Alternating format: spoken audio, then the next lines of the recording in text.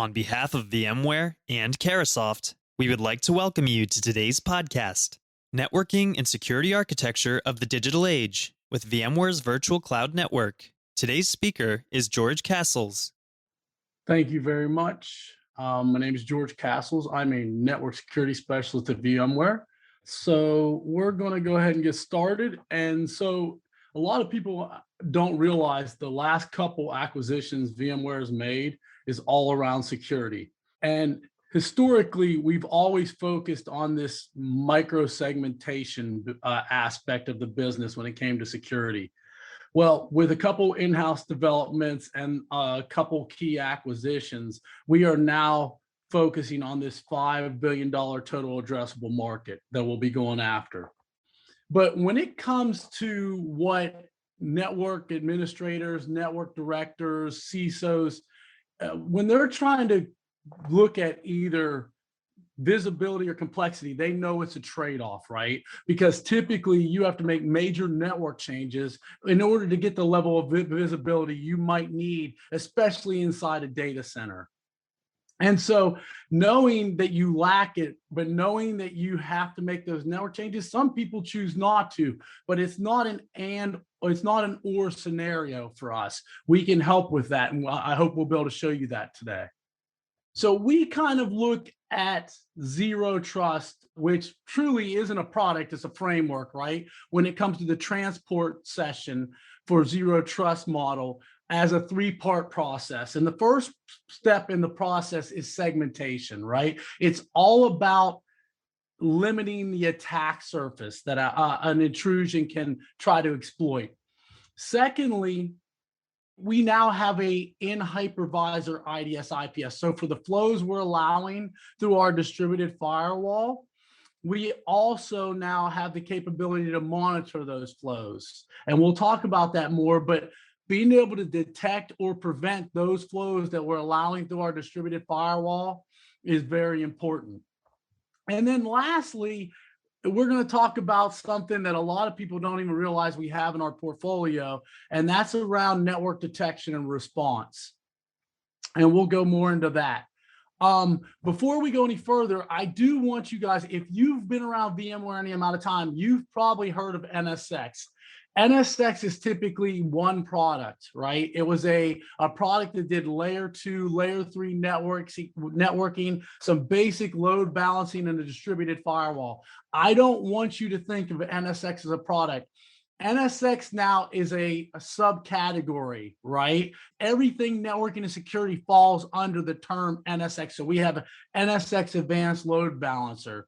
We have NSX Advanced Threat Protection. We have NSX Data Center, which is our legacy NSX product, which does the layer 2, layer 3, basic load balancing to distributed firewall. And now we also have a firewall only SKU. So we've taken the distributed firewall out of our NSX product and made a standalone product for that. And then we have our NSX IDS IPS. So keep that in mind. Don't just, when you hear the term NSX, don't just think of that one product now. There are several products underneath that product family. If these two racks are our data processing nodes, and these are our management and analytic racks.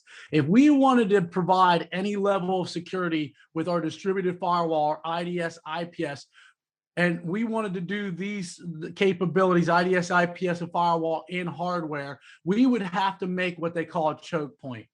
And we would have to hairpin all the traffic in and out of our data processing nodes through that IDS IPS and firewall. And honestly, that can cause a lack of visibility. That can cause performance issues. And it also can lead to really, it defeats the purpose of why we put a virtual distributed switch on our data processing nodes in the first place. So what we do at VMware is we turn those hardware constructs into software, and we distribute those across our data processing nodes. And now, because of doing that, we have a distributed architecture that has no blind spots. We have no performance issues because it's distributed. And the other thing we do is we have consistent policies across our data processing nodes and across our data centers. And a lot of people think when you go with our product that it has to be a micro segmentation implementation, and that's not true. You can go down to where we get very granular, and we have products that will make firewall rules recommendations for you to get where we lock down all communication except what's all the services and microservices that are part of an application. But you don't have to take it that granular. We could start with something like zone-based firewalling, where like this screen showing, where we have a VDI RDS capability, a management and infrastructure group, right? Basically zones based on functionality. We could do something as simple as 2 VM tags, right?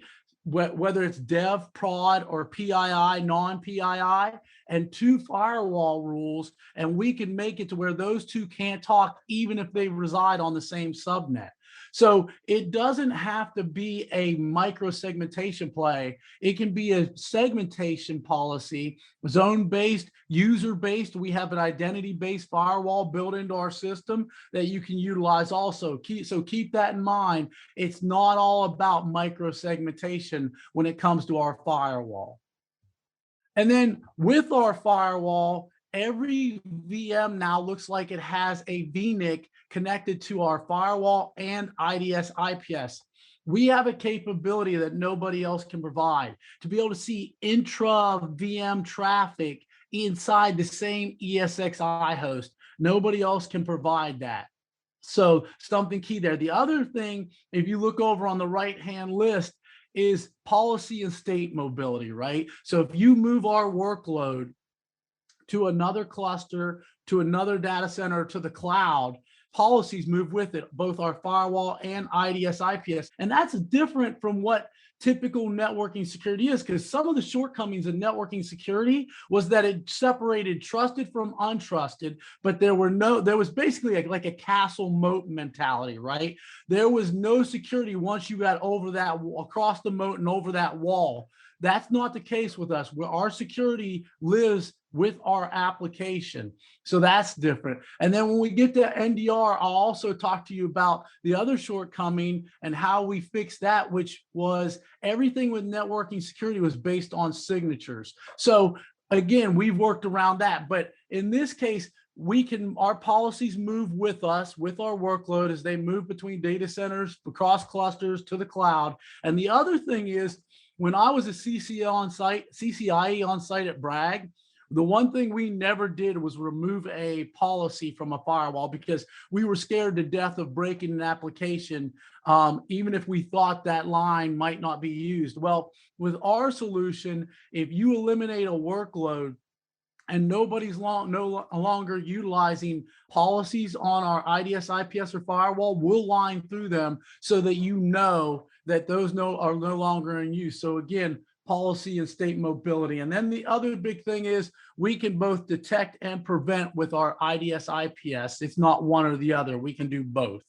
And then all of this is managed from a centralized console, which is our NSX console. So an all-in-one. So we've got one point of truth for our distributed firewall and our IDS, IPS capability. And we're not having to manage different systems to have that capability. And then this is actually a screen of our IDS, IPS. And it's very interesting because you can see attack detection from clients to VMs or from VM to VM. So we can see that. The other big one for me is this bottom one here. In most federal customer networks, a lot of the servers are not always online at the same times, right? You've got deployable kits. You've got servers that are offline, sites that might not be online certain times of the day. So there's a good chance that servers might not be patched to the same level. One of the interesting statistics I read about the other day is that 60% of all breaches happen on a vulnerability that has a patch out but not applied. So having another layer of security, I think, is very important to be able to protect unpatched server workloads. Everything we've talked about up until this point is all around our IDS, IPS, and our distributed firewall. And those are our in hypervisor. We can run those on bare metal, but most of those are all in our hypervisor, right?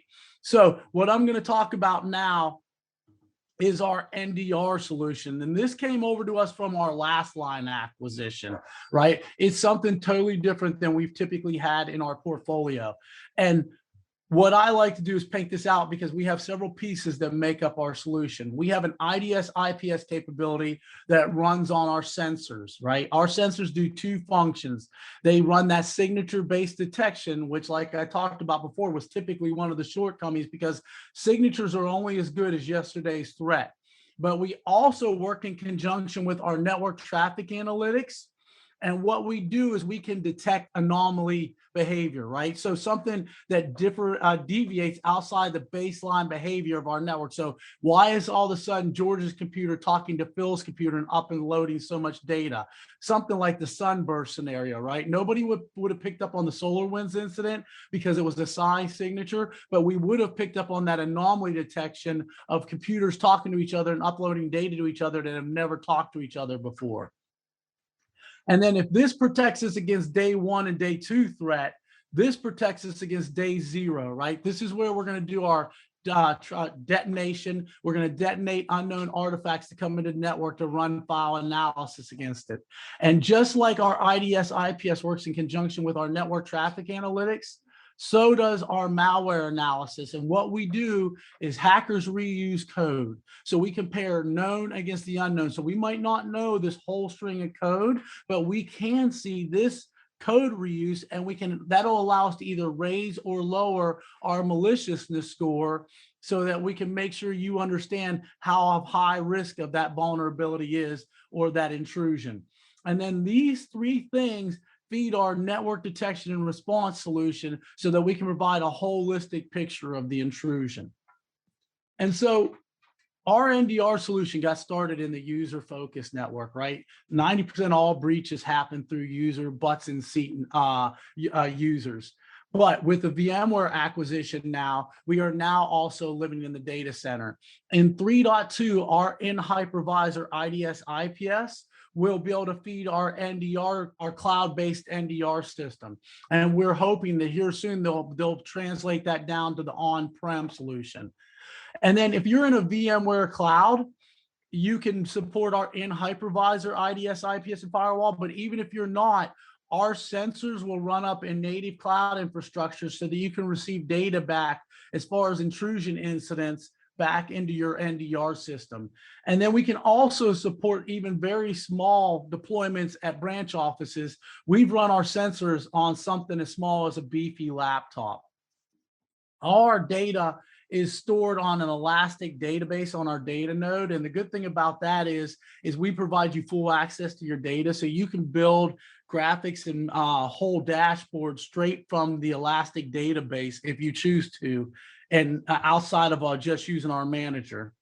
Because we have products that do multiple products that do security, it really depends on who you're selling to, what persona, right? So if you're talking to the infrastructure team and they're interested in virtualization, right? It might be a really great idea to position our NSX data center product, our one that does layer 2, layer 3, basic load balancing, our distributed firewall, right?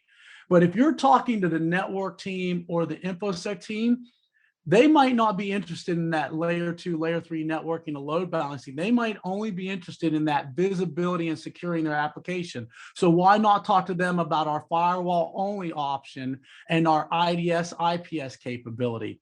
If you guys are out there and you're reselling and you know you're talking to a customer that has an investment already in Cisco ACI, then let's talk to them and tell them, hey, let's let Cisco do what Cisco does best. Let them manage their devices. Let us do what we do best, though, and let us secure our applications that are running in our hypervisor, right?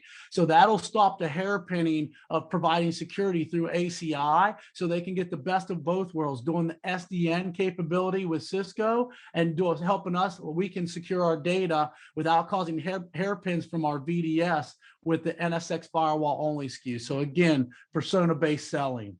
We do a really great job telling you about capabilities of VMware. We don't do a good job telling you about the traps, right? Be very careful talking about microsegmentation. A lot of my coworkers do it at VMware, but microsegmentation, a lot of people in security look at that as a niche play, as a buzzword. again, you do not have to do microsegmentation with our product. You can do zone-based, user-based segmentation, or just basically zoning. You don't have to take it all the way to microsegmentation. The other thing is we are not trying to take on the internet-facing firewall, right? We are a firewall solution and mainly protecting data centers from an east-west perspective. So keep that in mind. Also keep in mind that we have a firewall only option that requires no overlay networking now, right? So if your no customer is anti-overlay networking because they've already got Cisco or something, let's get our firewall only SKU in there. It's a lot cheaper. It's a lot easier to implement. And if you're looking for an incremental sales strategy, that's the way to do it. Complex messaging. Don't go in there talking about VRNI. Don't go in there talking about NSX intelligence. Just go in there and talk to them about segmentation and visibility, and let's simplify our messaging. And then last but not least, a lot of people are talking about XDR, SASE, and everything like that. A lot of those are still in the works. They're not out and fully baked yet. So be careful about getting too far over your skis on positioning something that's not fully baked yet. Thanks for listening. If you'd like more information on how Carahsoft or VMware can assist your organization, please visit www.carasoft.com or email us at vmware@carasoft.com. Thanks again for listening and have a great day.